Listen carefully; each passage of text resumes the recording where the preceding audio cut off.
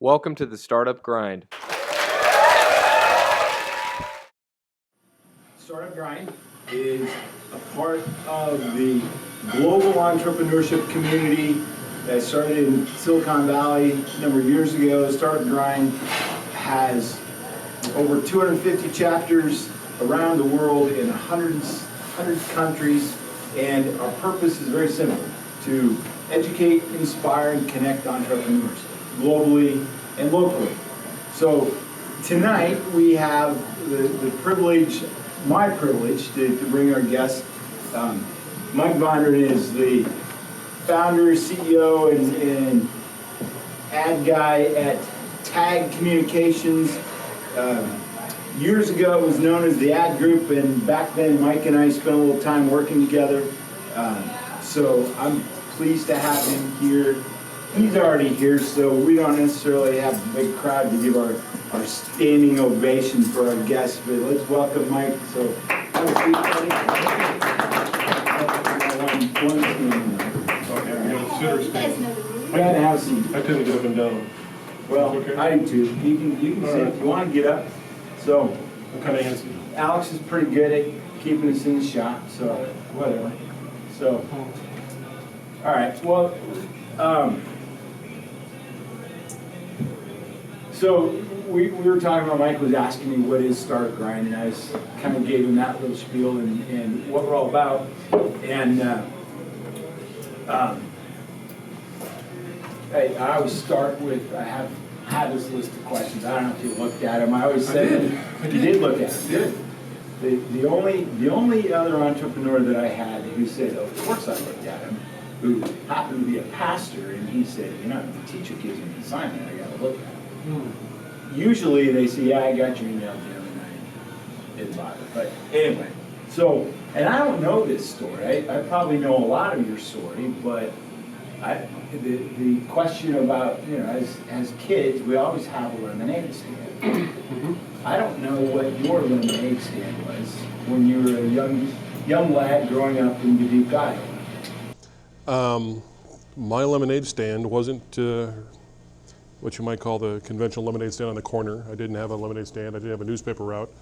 My parents were both blue-collar souls, and they worked me pretty hard too. Just we did what we had to do to kind of keep things in the household moving, and so there was always something for me to do. So I didn't have much time for that. I knew that I didn't necessarily want to do what my parents did when I grew up. Right. They worked really, really hard. They were good people, good parents. They worked brutally hard their entire lives, and I did not want to do the same kind of thing they did. That's all I knew. I didn't know what that meant. And then I had an experience. I signed up when I was a sophomore in high school. I signed up for a program called Junior Achievement. And back then it was a nighttime company program. And I went to that for a reason to get out of the house. Just to escape, quite frankly. That's what it was all about. Yeah. And I quickly fell in love with it. So much so that I went back, you know, for the next 2 years. And by the time my senior year rolled around, I was named President of the Year for the region. I was going to go on to the state or onto the national competition, which then allowed for, back in those days, if you won that competition, the University of Indiana would provide you with a scholarship. That was the only chance I was ever going to have to go to college. Yeah. And then my grandfather died the day I was supposed to leave. So that didn't work out because life just kind of happens. But JA was still had a huge impact on my life. It taught me the basics of the free enterprise system. I learned that profit wasn't a dirty word. I learned you know, some of the simplest aspects of owning and operating and running a business at a very young age. Right. So I didn't know that that's what I wanted to do, but that was the foundation that was kind of building, and that all kind of came through JA. So I guess JA might have been my lemonade stand. Sure. Yeah. Well, and we were talking a couple weeks ago. We'll fast forward through 40 years, and you were Yeah, 40. you were telling me a couple weeks ago in an email that you're involved with Junior Achievement in Quad Cities now, right? I am actually. I'm the board chair for JA of the Heartland, which Our territory is 24 counties. It extends from literally the Minnesota border to the Missouri border, up and down the river. Oh, cool. So it's kind of gone full circle, yeah. Yeah, so that's cool. Okay, all right. So lemonade stand, your junior achievement experience teaches you a little bit about free enterprise, and we've known each other a long time, and ever since we have been in advertising business in some way. So give us a little bit of the your journey in the advertising game to where you are now with TAG. Okay. It starts prior to that, I guess. Right. When I was in high school, I worked for a company called Tyson's. They're headquartered out of Dubuque, Tyson's Home Stores. I worked part-time, which back then was 25 hours a week after class. And I worked half-time in the warehouse, loading, unloading semis, the other half working in their advertising department, printing signs. So that was my first exposure to advertising. Didn't like it a bit. Didn't care for it at all. I only say that now because Jim Tyson's become a good friend over the course of time, and we joke about that frequently, because I was the lazy 17-year-old that he hired one time, which was a fact. I got out of high school. Going on to college was not an option for me. It just wasn't, so I had to go to work to help out at home. I mean, you know the history of my mom, she was very ill. And I applied for a job as a repossession guy. I started out my working career as a repo man, knocking on doors, collecting bad debt, and repossessing. Did that for quite some time, for about 4 years. And became a bank branch manager as a result of that. And then my education became a block for me, or lack of formal education became a wall for me that I could not get past unless I was going to spend some serious time and effort. And again, I'm still helping out at home, so that wasn't possible. And so I moved on and took a job selling airtime for the local TV station in Dubuque. KDUB was an ABC affiliate, selling commercial time to advertisers. And I kind of had a knack for it. I enjoyed it. It was fun. Did that for about a year and a half. Again, because of the need to help out at home, I applied for a job and was offered an opportunity in Waterloo working for KWWL, which was a larger station, larger paycheck, larger opportunity, and more responsibility for me, but was held up on a non-compete clause from my current employer. Long and the short of it was, I came to Davenport, I actually came to the Quad Cities to interview to get back into banking. I thought, I'm done with this, I'm going to go back into banking. And as I was leaving town, I remember one of my clients in Dubuque, Rosemary Drake at American Trust back in the day, she said, do me a favor and stop off at Channel 6, what was WOC at the time, and say hello to Harold Heath for me. Just say hi, because she used to work there years ago. And I remembered as I'm driving up Brady Street, I saw the building, I thought, well, I got a little time, sure. Because I just accepted a job at IH Mississippi Valley Credit Union. 15 minutes prior to that. So I'm feeling pretty good, I got a gig to go to. I'm driving up the hill, I see the station, I pull in, I go to the receptionist, hi, I'm here to see Harold Heath, I don't know if he has any time, but I'm here to say hello on behalf of an old friend. And the receptionist calls up to Harold, and I could hear him on the phone, who the hell, blah, blah, blah. And she says, his name is Mike Vondran. He says, oh, I want to talk to him. I didn't know nothing about nothing, and so he comes out and he invites me up to his office, and we sit there for a good hour chatting about Rosemary and TV and my experience in TV, and that I was coming to the Quad Cities to take this new gig. And he said, why don't you apply for a job here? I'm looking for somebody. I said, no, I appreciate that. He says, but I just took a job. I'm gonna go do that. He said, Rosemary called me and told me that I should not let you leave without hiring you. I said, well, that was right kind of her, but I'm not interested. A half hour later, I signed a contract and went to work there. I don't know why. It was absolutely an accident. Wasn't planned. It was very, very accidental, and I spent the next 6 years working at WOC, what then became KWQC, and had a ball. I loved it. I truly loved it. By the time I left the station, I was the number 2 at the property. Got a new owner from the East Coast. Great guy, but he had obligations, and we didn't see eye to eye with regard to growth opportunity. So we separated. And an old friend of mine, Terry, had a small advertising agency here in town that had really kind of failed. He was a client of mine at the TV station. And it had failed, was failing, had failed, and my mother at that time was terminally ill, so I could not go very far. Had one small son at home, one on the way. So it just seemed to be kind of a, I don't know, what do you want to do? And he says, can you help me out? Can you stick around for 3 years and help me turn this thing around? I said, well, I got nothing else going on. Sure. You know, and that was 27 years ago. And that's where I'm at today. I mean, it was accident after accident after accident. So there's something that's kind of been guiding this progression all along, and I don't quite know what it is or who it is, but it's all been very accidental. None of it's really been planned or plotted. It just kind of goes. Yeah. Okay, so let's get back to the ad business, and I guess one of my stories when Mike had been. Let's see, when did you launch the ad group? When you started? October 1990. 90. That's what I was thinking. Mm-hmm. Okay, so this was. This is our 27th year this month, yeah. This month? Mm-hmm. Cool. Glad Zach didn't have, Tommy was on the way, so it was probably about 95, 96, something like that. I was working for an agency that kind of like your story, didn't really see, we had difference of opinion, and it was at a point where I gave my friend Mike a call and I said, what are you doing? I think I need to drive up the hill and have a conversation. And so we did, and I worked with Mike for about 5 years. And I recall, I think I was number 6 when I arrived at the ad group. So where are you today with Tag Communications from over the last 27 years? The first maybe 10 years, you kept pretty small. We did for a long time, and then it just kind of got to the point where we couldn't do it any longer. The business was evolving, and we needed more talent in other areas that, quite frankly, weren't my skill set. Currently, I think we're at 32 souls.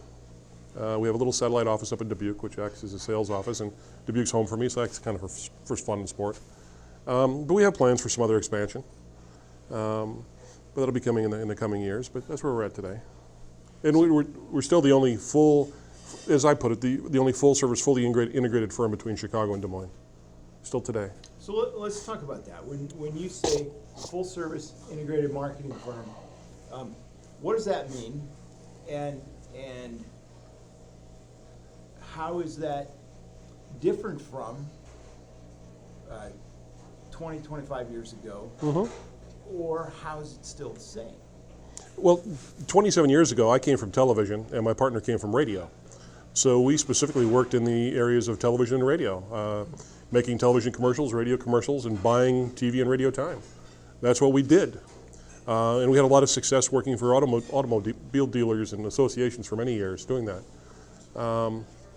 But that wasn't enough. Then we had clients come to us and say, can you do my print for me? And we didn't have a designer. Hell, you were our first kind of designer, and you weren't even really a designer. Right. And then we just had to evolve. I mean, our clients mandated it. They trusted us, and my standard line was, well, I can't help you today, but give me 2 weeks. And within 2 weeks, we would gear up, ramp up, educate ourselves, get ourselves in a position to win for them. And I've always been very fortunate to have had a team that's wanted to do that. Today, literally, at TAG today, we can do anything that it takes to build a message, find an audience, communicate it, execute it, make it all happen. The only thing that we do not do, the only 2 services we do not provide in-house, I don't own a printing press, and I never will, and we don't do research in-house. We partner. We'll formulate the plan. We'll work to build a vision for it, but we do not execute it in-house because I've always wanted to keep that very pure and never have a cause or a concern from a client thinking that I'm going to send something some way that's going to serve me. Right. But those are the only 2 things that we do not do in-house. So anything from traditional to digital today, we now incorporate into the TAG way. So tell us about digital that your gang does now. That, I mean, when I was with you guys, yeah, we had email and we had a little bit of the internet, but we didn't do digital media, digital marketing activities because it just wasn't part of the mix Sure. 20, 25 years ago. But it is now. It's a huge part of it. Huge, yeah. So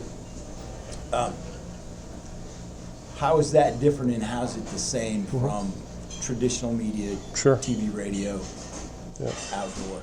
Well, and that's how we still label them. And I don't know that it's a fair label, but traditional would be, television, radio, outdoor, newspaper, the traditional media that we've had for many, many decades.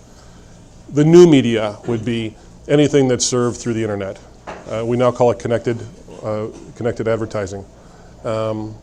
Anything that's by a wire or a dish. Website design and development, social media creation and management, digital format ad placement and management, everything from a display ad to big data. I guess I kind of liken it to the traditional models. When we served those up and we used the traditional mediums, it was always in an effort to put our message in front of a client where they might happen to be. They might be reading the paper, they might be watching this TV show, they might be listening to this radio show based on research. The digital space allows us to follow them. I can follow you tonight if I want to, and I can serve you an ad yet tonight just by knowing some of your habits. Gotcha. The digital space is So how do you unbelievably intrusive. Yeah, unbelievably intrusive. Good. Yeah. How do you do that? Well, it's using big data. You do it for me. Every time you use your cell phone, you're plugging data someplace that I'm going to use in some way, shape, or form. To the ladies in the room, have you ever gone online and shop for shoes and get it served a DSW ad like within seconds? They know you're there. That's how we do it. That data, those habits, those patterns of how we live every day, it's cataloged. To use an old term, it's cataloged. Okay. So what's the not asking for trade secrets, but the simple using big data, looking at as you said, it's unbelievably intrusive. So we create the data, and you're able to follow us. Then how does your crew mine that data and say, okay, I want to send this guy an ad because I knew he was at DeBeats Bistro tonight? Yeah. I don't have to. We work with partners that do. There are a number of sources today that we can partner with that manage that data, that will manage those formats and those platforms that we can serve. I could now, if you've been a New York Times reader, I could never reach you via New York Times before, but if you do it online, I can talk to you tonight by virtue of just going into this arena and saying, I want to talk to everybody that reads the New York Times online. My ad is served up to you. It just is. And once you're there, once you bounce, I've got you forever. You follow me one time, you follow the ad one time, I've got you forever. And I can get to follow you everywhere you go. It's almost kind of scary. Really it is. Yeah. One of the things that freaked me out one day, I was sitting there, I was looking at my own website because we're in the process of, this was long ago, but we're tweaking it again. But I was looking at my own website and I was served an ad from a competitor on my ad, or on my site. I thought, how the hell do you do that? Did you call him up? No. I called my crew downstairs and said, what the hell's going on here? Oh yeah, we forgot to tell you about that. We can do that now. And it's like, oh, okay. They're a lot smarter than I am. Truly. There is so much out there today, it's hard for me to even to keep hold of it. These talented souls that I have working with me now, they drive the bus. They really do. I'm just amazed at what we can do. And I kind of try to fake it now and say, I know what we're doing.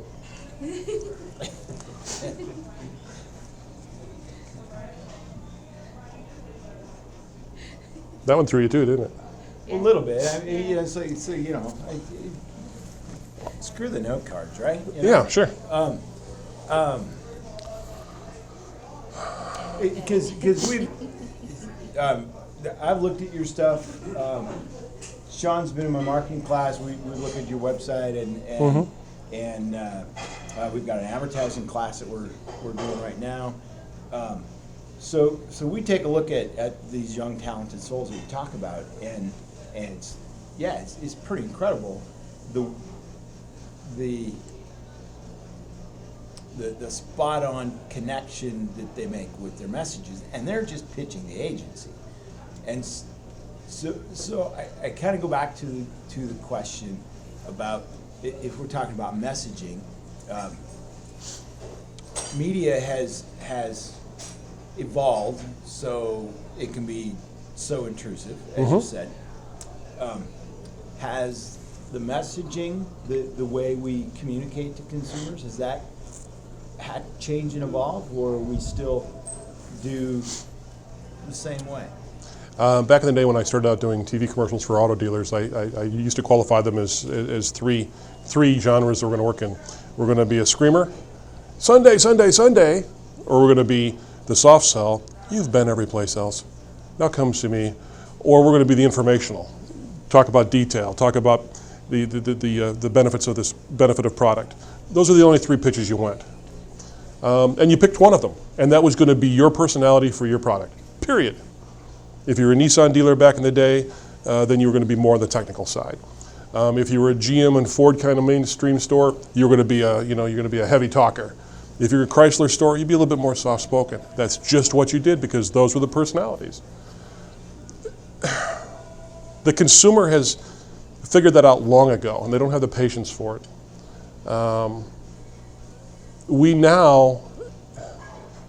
multiplicity of messages that we create for one client is unbelievable. We at one time would have one client that would invest tens of thousands of dollars in a month on one campaign. It would be one message. We might do the same thing today and have 20 messages because we got 20 audiences we're talking to. The audiences that I'm talking to with regard to the New York Times buyer, different audience from the guy that I'm talking to that might be surfing the web for another reason, to the guy and the gal I'm talking to in traditional media. Each one of these messages still has to have a common core. They still have to tie to the client brand and what that experience and what that expectation is. But they have to be crafted uniquely to talk to that consumer. Our creative challenges today are 100 times greater than they were when we worked together. Yeah. As you're saying that, I'm thinking it's got to be a hoot in that creative department, but at the same time, by lunchtime, they're probably wiped out, drained, because they've gone in so many directions. And you still can find yourself feeling as though you're just like a production department sometimes, just cranking on stuff. That can itself be a trap. That's part of my challenge as an owner, is to try and keep this talent motivated to continually to look for this stuff. You know, it's kind of like, you had a great idea? Well, guess what? The greatest idea hasn't come yet. And if that was it, then you just had it, so let's have another one. Yeah. Your greatest idea is always the next great one that you have. And trying to continue build that energy. And it's hard to maintain. It really is. Yeah. Yeah. All right, I'm going to go back to my note cards. I got one here. You probably run across this with new clients often, or small business clients. I do it with my students all the time, where talk about, well, what's your ad campaign going to be, or your strategy? What are you going to do? And they say, well, I'm going to use Facebook because it's free. The free quote free advertising that people think we have. Using social media or any kind of interactive. How can small businesses use that effectively? Well, they can, but there's nothing free that's worth anything. There just isn't. They can fool you with it. For a small there's never been a greater opportunity for a small business to be able to market and promote their business. Digital space has created that. It just has. Right. I'll go on the record and tell you one of the greatest things you can find is Facebook ads. Paid Facebook ads, not free Facebook ads. Paid. Buy the audience. Know your audience. Buy that audience. Makes no difference. It makes no value. It creates no value for you whatsoever to take a free product that talks to somebody that's not even remotely close to being your potential customer. That's wasted effort and wasted time. And while you're wasting time, you're losing opportunity. So commit to who you want to be, where you're going to go, and who your audience is. Understand them, and then go find them. And once you go find them, you can find avenues to reach them. More so today than ever before. It's a great time to be a marketer. It just is. It's not as confusing as people think. It sounds like it, and I might make it sound that way in what I'm saying here. But it's a great time. I was just telling my team yesterday, this is probably the best time to be in our industry. We're needed more than ever. How's the model changed? When your agency was predominantly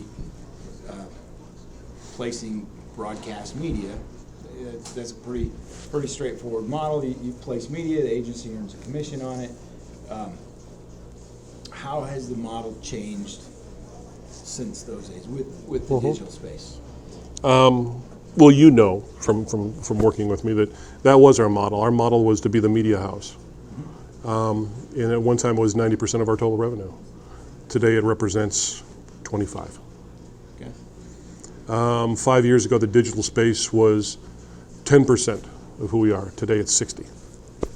And the rest of it is strategy. People are willing to pay for strategy today, to build a vision, to build a pathway, to be a partner in that process, to be there alongside, to enjoy the success, but not run from the failure. Because we're all going to fail. We just are. That's called experience. That's how we learn. The challenge is, do you kind of curl up and say, I don't want to do this anymore? No, you buckle down, you figure out what do we learn from this, and you move on to the next opportunity. And that's what we get to do today. And there's greater latitude for that than ever before. I can walk into a client today with much more assurance and say, here's the budget you need to focus on because this is what we need to get the job done. Years ago it was like, how much can we throw at the wall to see what sticks? Right. We don't have to do nearly that much like that anymore. Nothing like that anymore. So as you're saying that, it reminds me of when we were working together. I know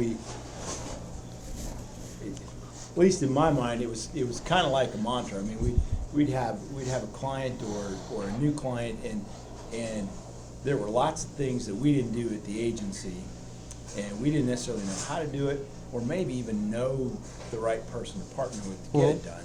But we worked really hard to make sure that our clients would, let's call the guys at the advocate, because they might not be able to do it, but they'll at least help us find somebody. Right.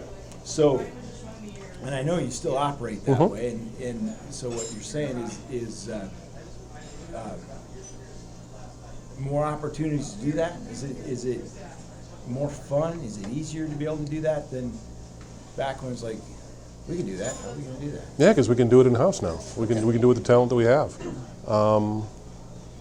That doesn't mean we still don't partner with other souls from time to time.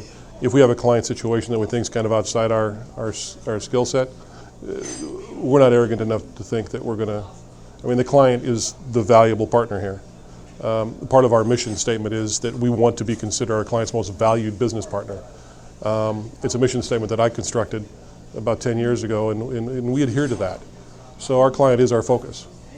If it's something we can't help them with, we will find a resource. Come hell or high water. We do, we always have, we always will. Cool. Good. How many clients do you have? Oh God, I have no idea. That popped in my head, just kind of, I probably figured that'd be your answer. Yeah, I haven't, Dozens, hundreds? Hundreds. Okay. Hundreds. Yeah. All shapes and sizes, all Yeah, sorts of very, very small to very, very large. Years ago, I kind of, we, when Jim was with me, I remember we went on a call. You didn't go on the call at the time, but we went out to Geneseo, Illinois, because our copier salesman said, you need to go talk to these guys out in Geneseo. They're opening this new business. And went out there and they contracted with us for a $600 public relations gig. And that was the beginning of Sprint. And for 12 years, we managed every piece of Sprint from Nebraska to New York State, as far as your, Sprint telephone system. 44 markets in 14 states. A $600 order turned into a $12 million account. So I've never shied away from the small stuff.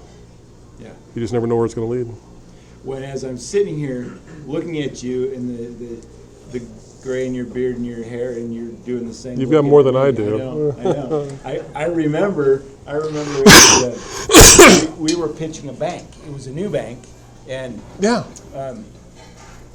Gordon, who was this sort of semi-retired white-haired gentleman who just camped out at our office. Yeah. Mike said to me, "We need to take Gordon on this call. We need the white hair factor." You don't need Gordon for that anymore, do you? That's I'd say something, but you'd have to edit that out too. yeah, that's true. Yeah. That's true. Anyway, No, I don't. all right. So And I've earned every one of these gray hairs, just as you right. have, I'm sure. That's right. Okay. All right. Let me switch gears a little bit. Talk about this this entrepreneurship thing that we're trying to drive down here in Muscatine. But through the college, startup grind, other things that we do. What do you see, Mike, either from what you know around here in Muscatine or in the Quad Cities, about the elements that we have to continually grow and expand as startup community, get more people starting and growing businesses? That's kind of a big question. Kind of comes down to, I don't know that I have a pat answer for that.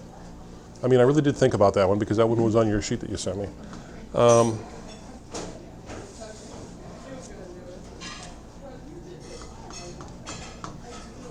I think it's more personal than that. It really comes down to the individual. You have to be very comfortable in your own skin with regard to what it is that you want to do. You have to understand your model. You have to have a clear-cut vision of where you want to go. You have to have invested some time and energy in understanding the marketplace. Just because I want to have a Christmas tree farm doesn't mean I know a damn thing about Christmas trees. I like working outside. I like cutting down trees. I like Christmas. What do I know about doing a Christmas tree farm? Where's my audience? Are they available? What's my competitive level looking like? Should I look at doing this elsewhere rather than here just because I'm comfortable here?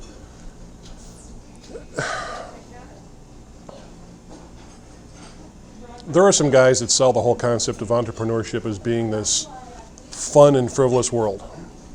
Just hanging out there, do whatever you want. I've never looked at it that way. There were too many other people counting on what I did to be successful. I mean, we were small, but I still had five other souls on the payroll, and I'd get up in the morning and wonder how I'm going to make a paycheck for them on Friday. It wasn't just me.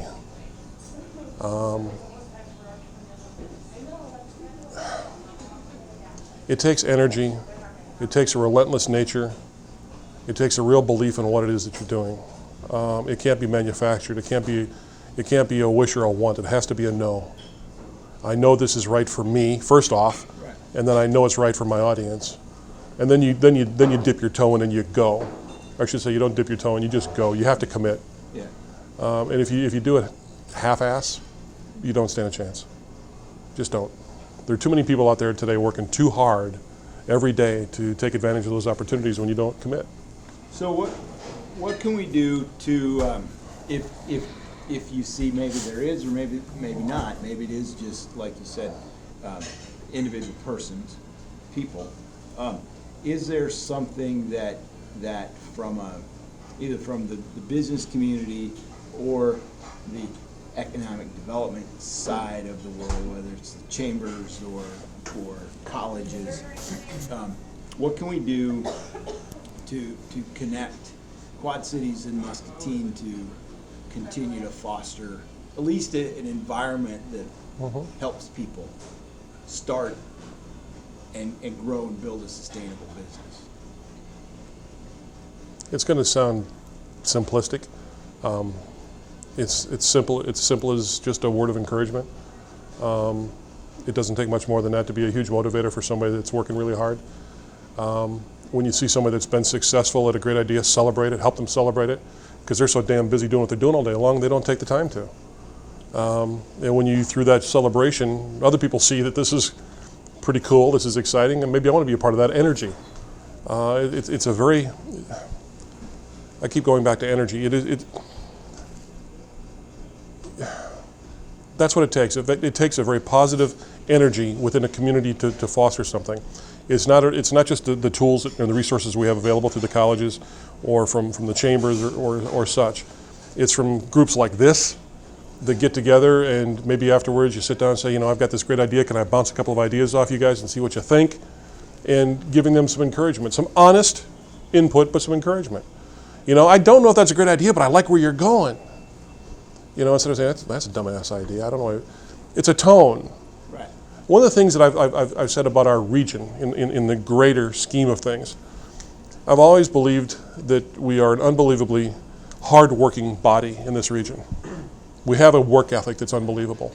Maybe it's Midwestern. I'm going to say it's this greater region right now because that's where I'm at, and I'm proud of that. But we also have the most tremendous case of I ain't good enough that I think stifles things from time to time. I can't win. Why could I? Why should I? I'm not good enough to be successful. I'm not good enough to take this idea to that point. I just don't know where to go, and we find excuses, not reasons, to some degree, that get in our way. So I mean, I kind of think we do it to ourselves. So that's why I call entrepreneurship a very personal thing. Yeah. You can go learn the skill set, then you have to execute. Yeah. Does that make sense? Yeah. You have to execute. I teach entrepreneurship, but I would probably argue that, you know, it's not really a skill set. It's a mindset. I would agree with that. That's what we're talking Yeah, I would about. agree with that, yeah. So let me ask you kind of my wrap-up final question, and then we'll open it up for Q&A. Two-parter, what's answered A or B first, I don't care. The best part and the worst part about being an entrepreneur. The worst part and the best part are the same, in my mind. It's the responsibility that you have to others that you truly serve. I have 32 employees. They don't serve me, I serve them. The decisions I make every day affect their livelihoods, how they feed their families, how they grow, how they prosper. We're just a small company. I'm the only owner. At times I find that very weighty, especially when things are a little bit rough from time to time, and in our business it gets that way. The best part of my job is the very same thing in reverse. I get that responsibility. I have the sheer joy of watching people be successful and know that by my actions, by my ideas, by my effort, in some way, shape, or form, are contributing to Don's kids going to college. You know, making it possible for him to come to work every day, have a place to come and apply his trade. I take great pride in that. So it's the hardest part, the best part, all kind of wrapped in one. And it's all about the people. It's not about tag. It's not about what it is that we do. It's about the people that we do this with. That's the best part. All right, let's open it up. Paul, I know you got a question. Yeah, I was wondering if you have branched out into nonprofits like education, because the community colleges ad campaign right now of the communities college seem to be a very good marketing tool for education, and I was wondering if you've gone into that area with clients. As far as serving nonprofits? Yeah.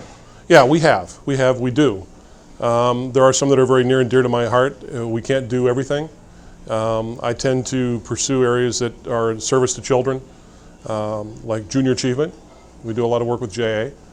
I created a foundation called Have Life nearly 10 years ago now that I created in memory of my son, who we lost in 2004.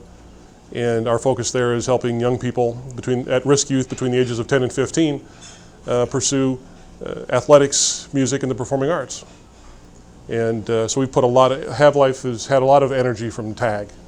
And my team, I've been very fortunate that they've allowed me to use them and abuse them with regard to that, but it's allowed us to do some very good things. Thank you. Mike, I have a question about. Nice to see you again. Yeah, nice to see you. Been a while. It's good. Yeah, early years and I don't remember exactly what things started like for you, but who were your first one or two hires? If you have one person and you hire one, you double the size of your staff. Right. What were those first couple hires, and how did you? My very first hire was a lady by the name of Holly. Holly was my assistant at the TV station. So when I left, she lost her boss. I called her up 3 days later, or a week or so later, whatever it was, when I decided this is what I was going to do, because there wasn't much time in between there. And said, "How would you like to come to work for me again, and I'll pay you half as much as I was." Yeah. And she did. She did. that lady had faith in my vision and wanted to come be a part of it. And she became my right arm for 15 years. Literally for 15 years, she was with me. We're still great friends. I still talk to her frequently, but now she's got a high-powered gig working for Genesis. But it was a gamble. I mean, for the first 10 years, other than Jim, there was no other account executive. Zero, zip, nada.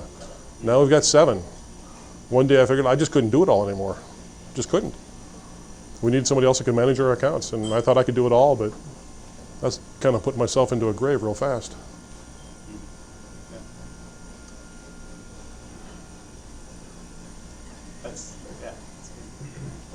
What's your next good idea you're researching to grab onto?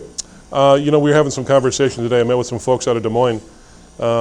I have visions for growth with some additional offices, but I do it very organically. So it's like we have some great clients in Madison now. So I've kind of been looking at the Madison market as being an opportunity for a satellite market, and I've decided, no, I don't want to go there. I mean, we've got some great clients there, and that's fine. We can service them from our Dubuque satellite. Madison's too competitive in our industry. It's overloaded. Plus the University of Wisconsin's there, and they're a big player in that arena. So I'm looking at the Des Moines and Omaha marketplace right now. We've done some work in Peoria. We do some work down there, and that might be a possibility for us. But again, it's all about finding the right people too. And so I'm going to be spending some time doing some interviewing over there, and we'll see where we're going to go. So that's kind of what I'm focusing on right now as far as ideas, is where we can take this. I'm 56 years old. I think I'm going to be doing this for about the next, 7 to 10 years. I don't envision quitting ever, but I've got to start working on putting a plan in place as to what's going to come after me. Don't worry, you're still young. Knock on wood. Thank you for that. He's older than I am. For those of you that don't know how old he is, he's older than me. So that makes Mike 11 years younger than middle age. That's right. I'm going to live to be 120. That's right. Ryan, you got one. How old were you when you got into television? Let's see. That would have been 23. Yeah, 23. No, that's a lie. 22. At 24, I was the local sales manager here at Channel 6 in the Quad Cities, which was fun. At 25, I was the GSM, and at 26, I was the number 2. That's back when you're 20-something and people look at you and say, wow, you're doing great. Then you're at 56, and they look at you and wow, you're getting old. Sorry, I'm playing the old card a lot today. Are there any agencies besides your own that are doing things that you see are really innovative and that you think are really exciting? There are. There's a firm out of Des Moines called Strategic America that I follow. They're a firm of about 100 souls. Mike Schreers owns that firm. Mike, I knew back in my TV days, he had an agency in Waterloo, and they were more of an animation house actually. And Mike woke up one day and he said, I can't grow in Waterloo. So he packed up everything and moved it to Des Moines, and it's just been hugely successful for him. They built a good model. But they didn't produce a single website until 3 years ago, and we've been doing it for 6. So I think we're a little bit ahead of the game digitally than they are. But creatively, they've got a much bigger reputation statewide than we do. And they're just good people. Yes? You were talking about research and how you farm it out for purity. Why? I don't want my client to ever look at me and determine that this plan that we've put in front of them has been placed on anything except truth. I make money on building plans. I make more money in executing them. I don't want a client to look at me and say that I'm taking this plan this direction because it's something that I ever skewed in the research. So it's not based on your ego, it's based I want fact. facts. Yep. But I have a huge ego. No, you don't. No, I do. And if you're an entrepreneur, you have to have one because it feeds you. It does. When you get really hungry, you have to live on that sometimes. But the fact that you can separate yourself from that and farm it out like that tells me that there's still some humble in there. Nah, not really. Okay. But thank you for that. It's a very kind compliment. He has a big ego, but he's a humble big ego. How's that? You're right. You're a very humble man, Mike. You really are. You're too kind. Who else? Connor, you gotta have a good question. question, right? No? All right. Let me ask some questions. Yeah, please do. Connor, I'm coming back at you, dude. I see your T-shirt. It says entrepreneur on it. Yeah. What do you want to do? I want to grow my own business, and then I have another idea that I've been working on for a while, and Jim's been helping me out with it. We're gonna look You up with Did you make him sign it? Did you make him sign an NDA? No? Don't ever tell anybody your ideas without making them sign a piece of paper that says that. He's got a great idea. Okay. Yeah, we gotta connect Okay. Connor with your team. All right. Tell them about your first business, though. I own and operate McKinney Sanitation out of Letts, Iowa. I'm the local garbage guy. Cool. So You're never going to be without work. That's right. No, Everyone's got he's trash. just a kid. Absolutely. He grew up with us. He's doing it. yeah, You I do- started it. I'm about November 8th.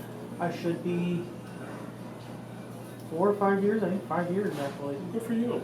Started it when I was a junior in high school. Really? Yeah. Had a week to get everything set up. Awesome. Set it up and started going at it. Had Yep. no customers. Now I'm at roughly 130. People will always pay for service over a product any day. They just will. I mean, if you can align yourself with a good service idea, people want it more so today than ever before. Yeah. What else? Anybody else? What you said about service is really interesting. Jim Kudal out of Chicago, the Kudal Partners, I don't know if you've heard of them or not. I think that's how you pronounce his name. He was a marketing agency, and then about 15 years ago, they put out Field Notes Notebook, I think was one of their, no, they had some other products. But they realized that they were making, he saw the potential in those products more than anything. So they've transitioned away from being a service, and now they create and design and audience for it. Do you guys do anything like that? Have a product that you have and then go find a client for? Or has it ever worked that way for you? Well, but not other than the services that we provide. I mean, our inventory, my inventory walks out the door every day. My inventory is the talent that's in my building. I don't have inventory sitting on a shelf that I'll sell to the masses.